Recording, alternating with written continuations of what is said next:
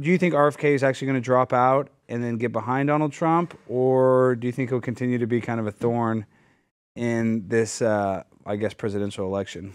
Yeah, I don't know what the play is, because unless he's in like sort of this this weird nebulous state where people don't know what impact he's going to have, that's where I think he's most powerful. Yeah, you know, as a wild card. Yeah, as a wild card. I think a lot of people who might not be the biggest fans of his, I think there might be more fans of the chaos that he can bring.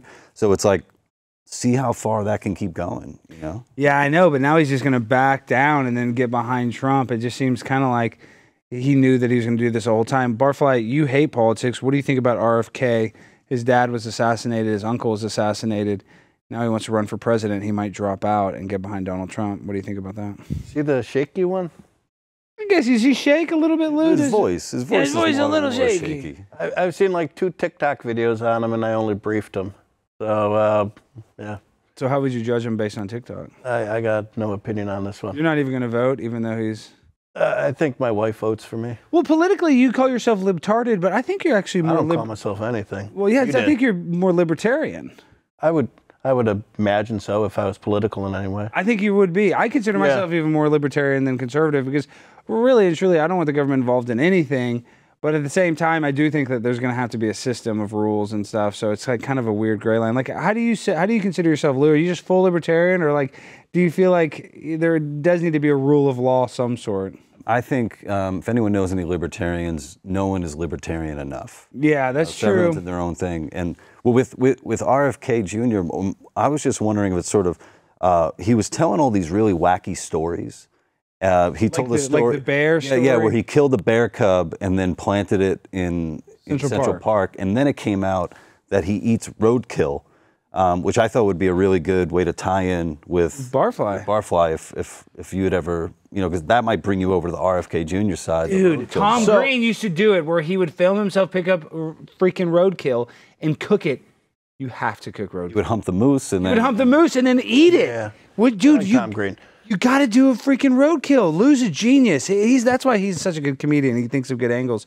You have to do a roadkill burger. Give me a 1-minute definition of a libertarian.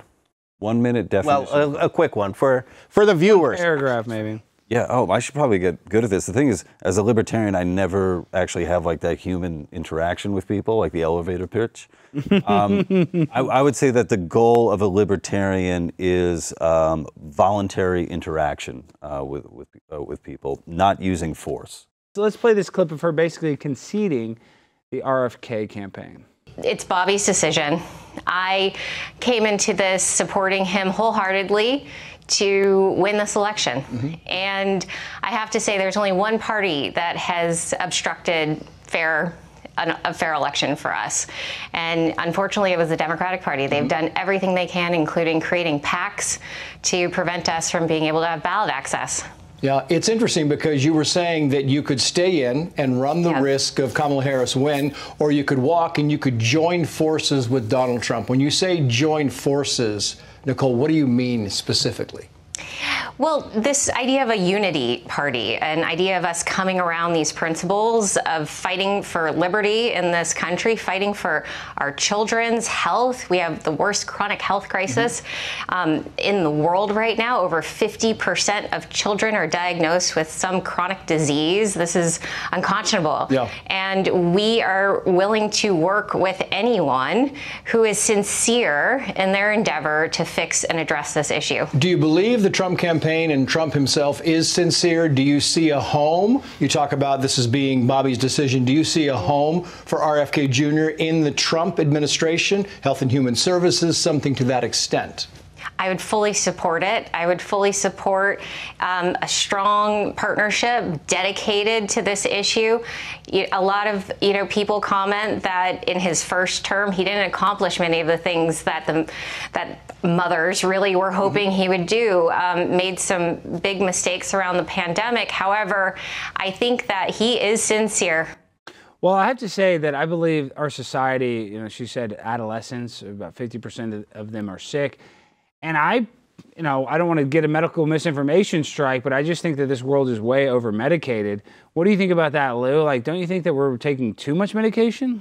I mean, to hear that 50% of kids have some kind of chronic illness, I mean, that's Well, that almost makes you think that not 50% of kids, but they just get diagnosed as having some illness. or it makes me think that that's like a bullshit number. Sounds like a bullshit. It sounds like a bullshit. A lot. But see, it is 50%. Like, I have 2 kids. One's 4 and one's 2.5.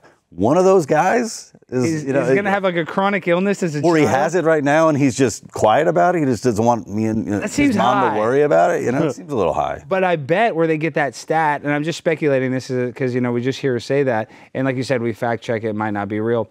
But we prescribe so much medication, there's probably enough prescriptions where a kid is getting prescribed, 1 out of every 2 kids probably getting some serious, whether it's Adderall or I don't even know what other than like Adderall and ADHD medicine. What other medicines do they give to kids that are kind of unnecessary, Lou? I'm trying to think. The ones they have the ones methamphetamine that my salts? wife and I give our kids are very necessary. They are, the most necessary. What are they? Do you give your kids medicine? No. I mean, if they have like a fever, we'll give them like Motrin or something. I don't know if Motrin's a sponsor of the show. My apologies. No, it's not. If you have someone else, but yeah, no. I mean, that is definitely a complaint. That you look around and you see a lot of kids that are at such young ages being put on doped up.